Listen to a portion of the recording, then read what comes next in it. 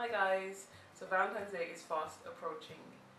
You can go to the stores and pick up a card and a box of chocolates, which I would never refuse. Or you can make your Valentine's Day present. Ta-da! I know it's a little bit corny, but I still believe that making things is the sweetest way to someone's heart.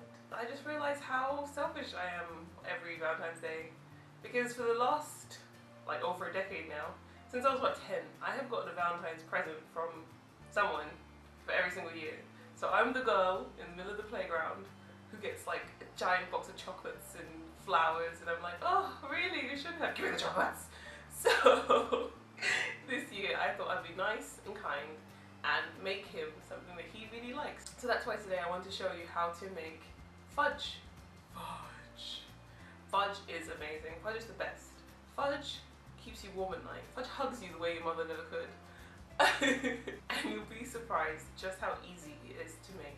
We need about 4 ingredients, and you can just pop it out, leave it in the fridge, and surprise him the next morning. Definitely give it a go, guys. Alright, let's begin. As you can see, you don't need that much to make delicious fudge.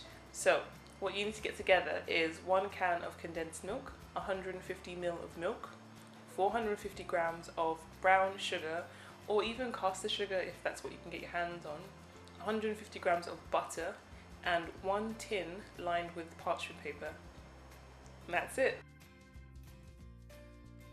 To make fudge is really, really simple. All you need to do is to turn your heat on to medium-low heat and throw in all of your ingredients and begin to stir. Make sure you collect all the sugar on the sides because you don't want them to burn, and that will really ruin the taste of your fudge. One thing I forgot to add is it's really useful if you keep your butter at room temperature before you add it in. This just makes it melt a lot quicker. But be sure to scrape from the sides and also from the bottom so it doesn't stick.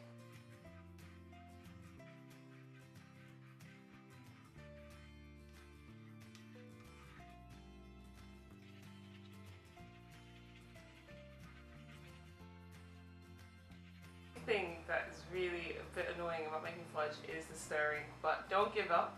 Don't be tempted to turn the heat up and finish it quickly. The sugar crystals must dissolve really slowly so that it's really lovely and creamy and not crunchy. So I've been stirring now for about 20 minutes, and that's just because I'm using really, really low heat. I burnt myself a couple of times making this, so I'm always really a bit scared. But there's only 2 ways to know if it's ready. The first one is a thermometer. Stick it in. If it's 118 degrees or above, then it's done. The other test is known as the softball test, and all that entails is throwing it into some ice water and seeing if you can squeeze it like so. If it looks a little bit like that, then turn off your cooker, but keep stirring for about 5 minutes till it has a lovely golden sheen, or till you can throw it back on itself and it stays for a bit. Now take the baking tray or the mold of your choice and pour it in. It should be lined, otherwise it's definitely going to stick. But I'm making mine quite rustic, so I'm using quite a deep dish, but feel free to use a wide one as well. I've always wanted to do this, so here is one that I made earlier.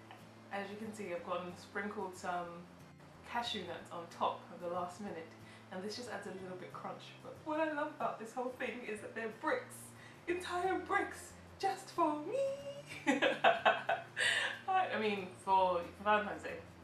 That was my story, right? Yeah, that's my story, and that's what I'm sticking to. The actual ending I recorded does not seem to want to work for me today, but what I wanted to say anyway was thank you so much for watching, thank you for all your support. Have a great Valentine's Day, even if you only end up staying at home, making some fudge, and watching reruns of Grey's Anatomy. There's no shame in that. That sounds so cool, actually. See you guys soon. Bye. I love you, Spoon.